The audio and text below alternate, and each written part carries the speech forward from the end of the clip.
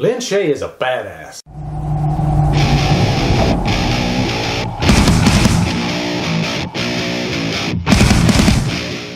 Insidious Chapter 3 stars Lin Shaye, Stephanie Scott, and is directed by Lee Wannell.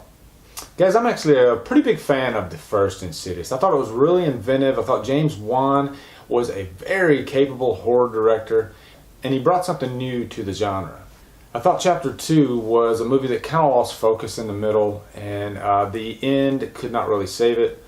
So how is Chapter 3? I'll cut right to the chase. It's definitely better than Chapter 2. I actually had a lot of fun with this one. So let's get into it. So Chapter 3 is actually a prequel. Quinn, played by Stephanie Scott, her mother recently passed of cancer, and she is grieving, and she's trying to reach out across the afterlife to contact her mother through Elise, played by Lin Shaye. And a little side note, Lin Shaye actually played the teacher in A Nightmare on Elm Street. Pretty cool. Warns Quinn, though, that when she goes into the afterlife, not only will she contact her loved ones, but she will also contact all of the dead. And so when she tries to contact her mother, something is released, and we will call it an entity. And this entity pretty much creates havoc throughout the rest of the movie. Like I said earlier, guys, this movie is kind of a mixed bag. I'll start out with the good. I really liked the entity or the demon that was in this movie.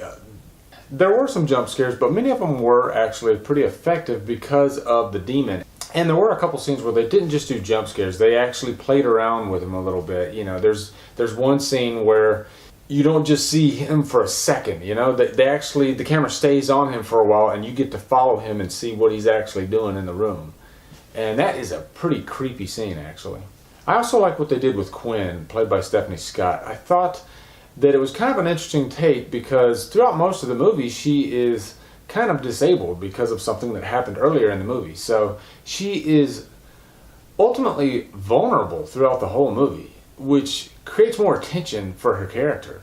And I thought she did a great job of showing the emotion of somebody that is in that predicament. I also really like Lin Shaye in these movies. She's been in all 3 movies now, and I kind of refer to her as the Dr. Loomis of the Insidious series.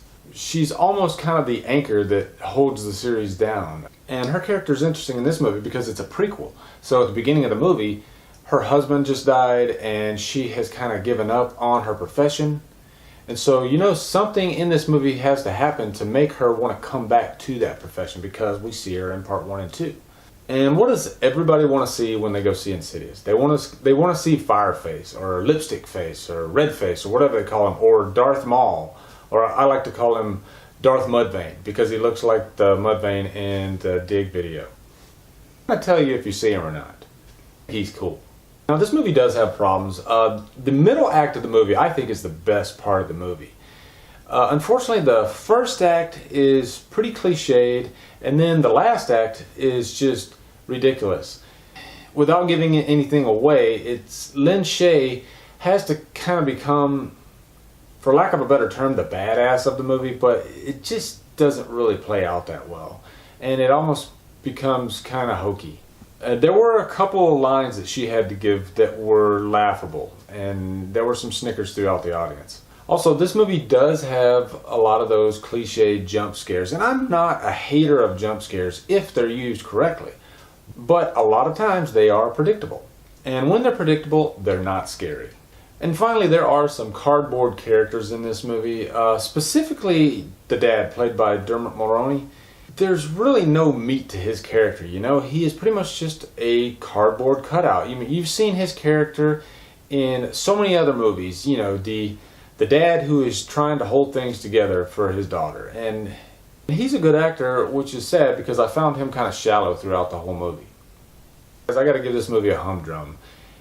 It wasn't a waste of time. I actually had a good time, and if you like the Insidious series, then I think you will like this one. So speaking of that, what do you guys think about Insidious? Do you guys like that series?